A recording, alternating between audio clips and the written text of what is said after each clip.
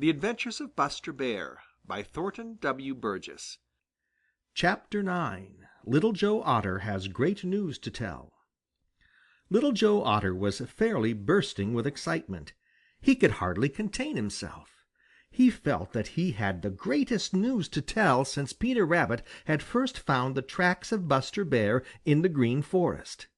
He couldn't keep it to himself a minute longer than he had to, so he hurried to the Smiling Pool, where he was sure he would find Billy Mink and Jerry Muskrat and Grandfather Frog and Spotty the Turtle, and he hoped that perhaps some of the little people who live in the Green Forest might be there too. Sure enough, Peter Rabbit was there on one side of the Smiling Pool, making faces at Reddy Fox, who was on the other side, which, of course, was not at all nice of Peter. Mr. and Mrs. Redwing were there, and Blacky the Crow was sitting in the big hickory tree. Little Joe Otter swam straight to the big rock and climbed up to the very highest part. He looked so excited and his eyes sparkled so that every one knew right away that something had happened. "Hi!" cried Billy Mink. "Look at Little Joe Otter. It must be that for once he has been smarter than Buster Bear." Little Joe made a good-natured face at Billy Mink and shook his head. "No, Billy," said he. "You are wrong, altogether wrong. I don't believe anybody can be smarter than Buster Bear." Reddy Fox rolled his lips back in an unpleasant grin. "Don't be too sure of that," he snapped. "I'm not through with him yet." "Boaster! Boaster!" cried Peter Rabbit. Reddy glared across the Smiling Pool at Peter. "I'm not through with you either, Peter Rabbit," he snarled. "You'll find it out one of these fine days." "Reddy, Reddy, smart and sly, couldn't catch a buzzing fly," taunted Peter. "Chuck-a-room!" said Grandfather Frog in his deepest, gruffest voice. "We know all about that. What we want to know is what Little Joe Otter has got on his mind." "It's news, great news!" cried Little Joe. "We can tell better how great it is when we hear what it is," replied Grandfather Frog testily. "What is it?" Little Joe Otter looked around at all the eager faces watching him, and then in the slowest, most provoking way he drawled, "Farmer Brown's boy is afraid of Buster Bear." For a minute no one said a word. Then Blacky the Crow leaned down from his perch in the big hickory tree and looked very hard at Little Joe as he said, "I don't believe it. I don't believe a word of it. Farmer Brown's boy isn't afraid of any one who lives in the Green Forest or on the Green Meadows or in the Smiling Pool, and you know it. We're all afraid of him." Little Joe glared back at Blacky. "I don't care whether you believe it or not. It's true," he retorted. Then he told how early that very morning he and Buster Bear had been fishing together in the Laughing Brook, and how Farmer Brown's boy had been fishing there too, and hadn't caught a single trout because they had all been caught or frightened before he got there.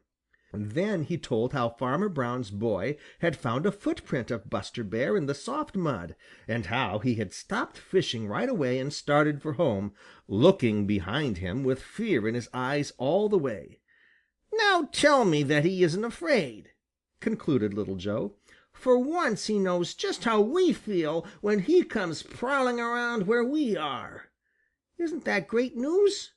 Now we'll get even with him." "I'll believe it when I see it for myself," snapped Blacky the Crow.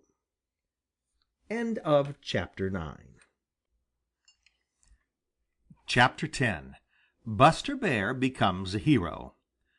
The news that Little Joe Otter told at the Smiling Pool, how Farmer Brown's boy had run away from Buster Bear without even seeing him, soon spread all over the Green Meadows and through the Green Forest until every one who lives there knew about it. Of course, Peter Rabbit helped spread it. Trust Peter for that. But everybody else helped too. You see, they had all been afraid of Farmer Brown's boy for so long that they were tickled almost to pieces at the very thought of having some one in the Green Forest who could make Farmer Brown's boy feel fear as they had felt it. And so it was that Buster Bear became a hero right away to most of them. A few doubted Little Joe's story. One of them was Blacky the Crow. Another was Reddy Fox. Blacky doubted because he knew Farmer Brown's boy so well that he couldn't imagine him afraid. Reddy doubted because he didn't want to believe.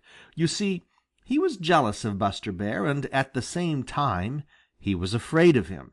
So Reddy pretended not to believe a word of what Little Joe Otter had said, and he agreed with Blacky that only by seeing Farmer Brown's boy afraid could he ever be made to believe it. But nearly everybody else believed it, and there was great rejoicing. Most of them were afraid of Buster, very much afraid of him, because he was so big and strong. But they were still more afraid of Farmer Brown's boy, because they didn't know him or understand him, and because in the past he had tried to catch some of them in traps and had hunted some of them with his terrible gun.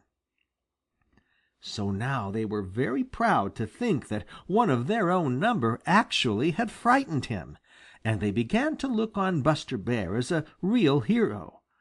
They tried in ever so many ways to show him how friendly they felt, and went quite out of their way to do him favors. Whenever they met one another, all they could talk about was the smartness and the greatness of Buster Bear. "Now I guess Farmer Brown's boy will keep away from the Green Forest, and we won't have to be all the time watching out for him," said Bobby Coon, as he washed his dinner in the Laughing Brook, for you know he is very neat and particular. "And he won't dare set any more traps for me," gloated Billy Mink.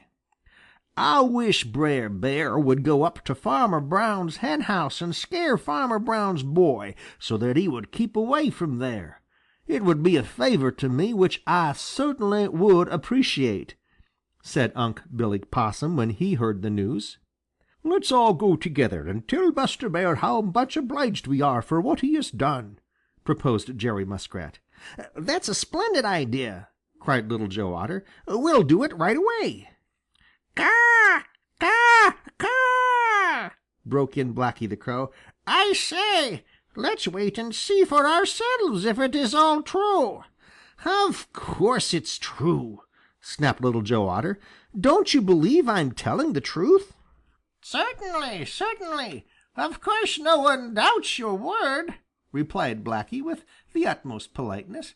"But you say yourself that Farmer Brown's boy didn't see Buster Bear, but only his footprint. Perhaps he didn't know whose it was, and if he had, he wouldn't have been afraid. Now, I've got a plan by which we can see for ourselves if he really is afraid of Buster Bear." "What is it?" asked Sammy Jay eagerly.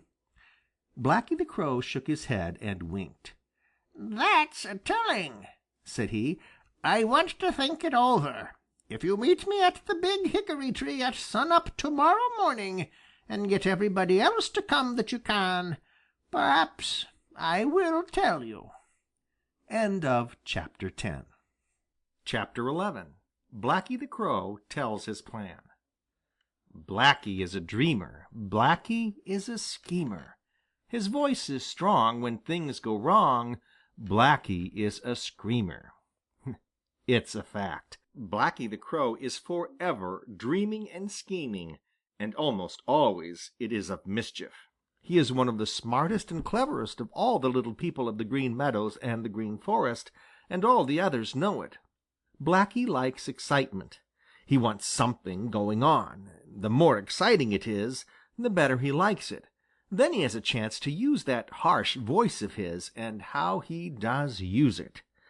So now, as he sat in the top of the big hickory tree beside the Smiling Pool and looked down on all the little people gathered there, he was very happy. In the first place, he felt very important, and you know Blacky dearly loves to feel important. They had all come at his invitation to listen to a plan for seeing for themselves if it were really true that Farmer Brown's boy was afraid of Buster Bear. On the Big Rock in the Smiling Pool sat Little Joe Otter, Billy Mink, and Jerry Muskrat. On his big green lily pad sat Grandfather Frog. On another lily pad sat Spotty the Turtle. On the bank on one side of the Smiling Pool were Peter Rabbit, Jumper the Hare, Danny Meadow Mouse, Johnny Chuck, Jimmy Skunk, Unc' Billy Possum, Striped Chipmunk, and Old Mr. Toad. On the other side of the Smiling Pool were Reddy Fox, Digger the Badger, and Bobby Coon. In the big hickory tree were Chatterer the Red Squirrel, Happy Jack the Gray Squirrel, and Sammy Jay. Blacky waited until he was sure that no one else was coming. Then he cleared his throat very loudly and began to speak. "Friends," said he. Everybody grinned, for Blacky has played so many sharp tricks that no one is really his friend unless it is that other mischief maker, Sammy Jay, who, you know, is Blacky's cousin. But no one said anything, and Blacky went on. "Little Joe Otter has told us how he saw Farmer Brown's boy hurry home when he found the footprint of Buster Bear on the edge of the Laughing Brook, and how all the way he kept looking behind him, as if he were afraid. Perhaps he was, and then again, perhaps he wasn't. Perhaps he had something else on his mind. You have made a hero of Buster Bear because you believe Little Joe's story. Now I don't say that I don't believe it, but I do say that I will be a lot more sure that Farmer Brown's boy is afraid of Buster when I see him run away myself. Now here is my plan. Tomorrow morning, very early, Sammy Jay and I will make a great fuss near the edge of the Green Forest. Farmer Brown's boy has a lot of curiosity, and he will be sure to come over to see what it is all about. Then we will lead him to where Buster Bear is. If he runs away, I will be the first to admit that Buster Bear is as great a hero as some of you seem to think he is. It is a very simple plan, and if you will all hide where you can watch, you'll be able to see for yourselves if Little Joe Otter is right. Now, what do you say?" Right away everybody began to talk at the same time. It was such a simple plan that everybody agreed to it, and it promised to be so exciting that everybody promised to be there. That is, everybody but Grandfather Frog and Spotty the Turtle, who didn't care to go so far away from the Smiling Pool. So it was agreed that Blacky should try his plan the very next morning. End of Chapter 11. Chapter 12. Farmer Brown's boy and Buster Bear grow curious.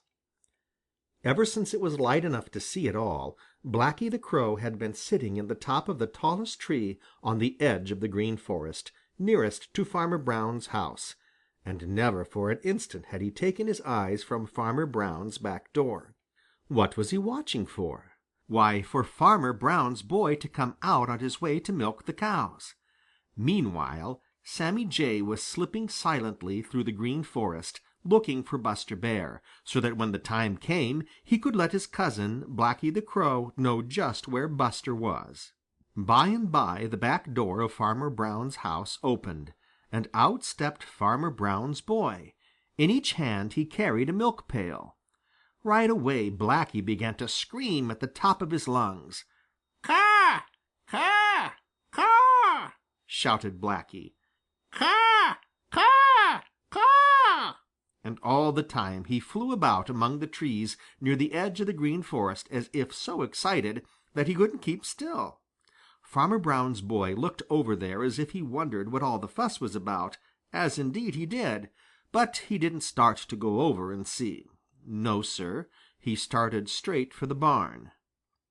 Blacky didn't know what to make of it. You see, smart as he is and shrewd as he is, Blacky doesn't know anything about the meaning of duty, for he never has to work excepting to get enough to eat. So when Farmer Brown's boy started for the barn instead of for the Green Forest, Blacky didn't know what to make of it. He screamed harder and louder than ever, until his voice grew so hoarse he couldn't scream any more. But Farmer Brown's boy kept right on to the barn.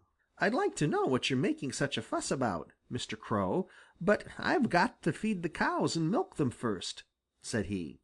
Now, all this time the other little people of the Green Forest and the Green Meadows had been hiding where they could see all that went on. When Farmer Brown's boy disappeared in the barn, Chatterer the Red Squirrel snickered right out loud. "Ha, ha, ha! And this is a great plan of yours, Blacky! Ha, ha, ha!" he shouted. Blacky couldn't find a word to say. He just hung his head, which is something Blacky seldom does. "Perhaps if we wait until he comes out again, he will come over here," said Sammy Jay, who had joined Blacky. So it was decided to wait. It seemed as if Farmer Brown's boy never would come out, but at last he did. Blacky and Sammy Jay at once began to scream and make all the fuss they could. Farmer Brown's boy took the 2 pails of milk into the house. Then out he came and started straight for the Green Forest. He was so curious to know what it all meant that he couldn't wait another minute. Now there was someone else with a great deal of curiosity also. He had heard the screaming of Blacky the Crow and Sammy Jay, and he had to know what it was all about.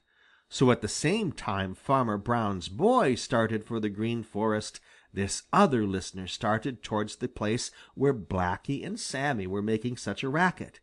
He walked very softly so as not to make a sound. It was Buster Bear. End of Chapter 12 and end of Section 3. Recording by John Leader, Bloomington, Illinois.